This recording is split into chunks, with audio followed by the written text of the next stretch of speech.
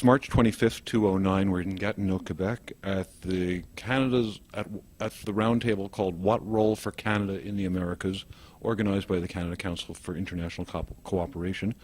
I'm talking with Manuel Rozental from Colombia, and I'm going to ask Manuel to introduce himself and tell us a bit about what you do, please, Manuel, and why you came to Canada today. Okay, I'm a member of the directorate, an elected member of the directorate of Polo Democrático Alternativo, which is the main opposition party in Colombia and a coalition of all the left democratic political parties in Colombia. And I have been working with the indigenous movement in Colombia, in northern Cauca, that happens to be today the strongest peaceful social movement in the country. And you're here today for the roundtable and to talk about the proposed free trade deal with Colombia. What do you fear or feel will be the effects of this deal?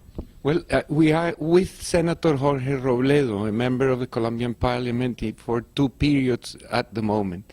And we fear everything about the free trade agreement, and we fear our experience with free trade in Colombia for the last 18 years without agreements.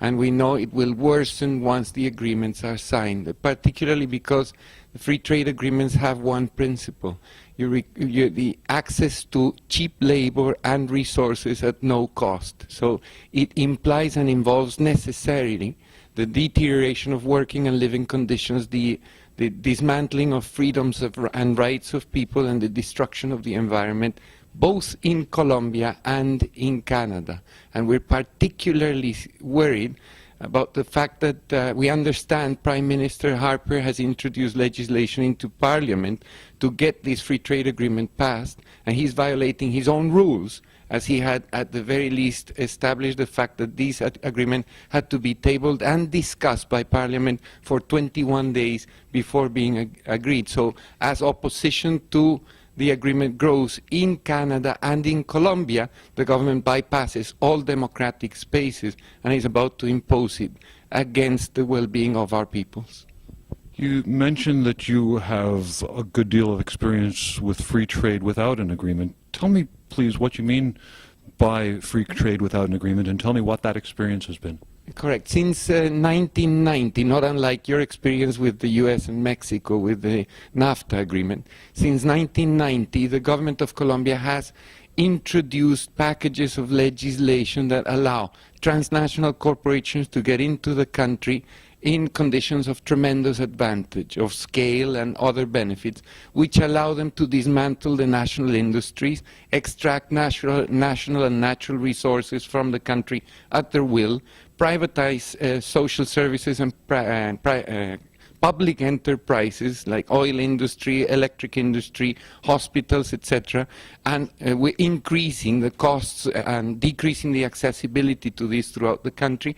And all these because it causes such concentration of wealth, and actually the wealth leaving the country, it leaves people increasingly poor, so it leads to increasing social polarization and the poverty and misery that it pushes people to.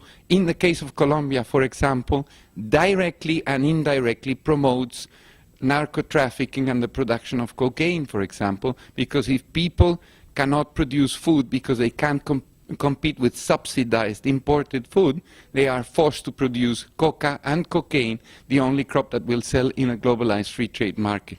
So all these horrendous experiences we've had, if the free trade agreement is indeed signed or approved, then we'll have these established permanently from here on. One last question. Colombia has a terrible reputation for repression of labor activism. Can you tell me your experience of that repression, the people you've worked with, the organizations you've worked with?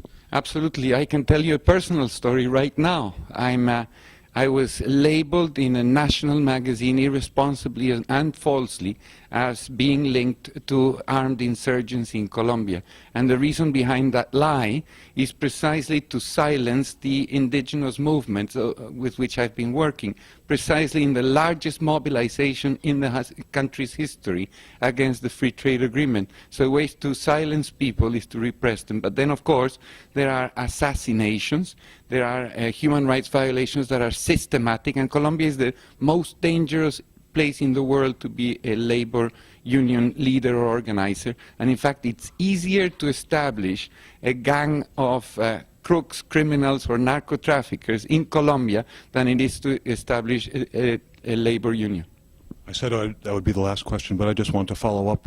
What is the link between free trade and this kind of repression? Is there a direct link? Absolutely. You cannot achieve free trade without repression and violence. There are three components of free trade, to free trade. One is propaganda. You have to convince people of the lies, and it works all over through media and other strategies. Two, it's the whole policy issue that we've talked about, including free trade agreements. And third and foremost in Colombia, the systematic use of terror in order to displace and dismantle rights. The specific example for Colombia. Colombia has the second humanitarian crisis in the world after Darfur.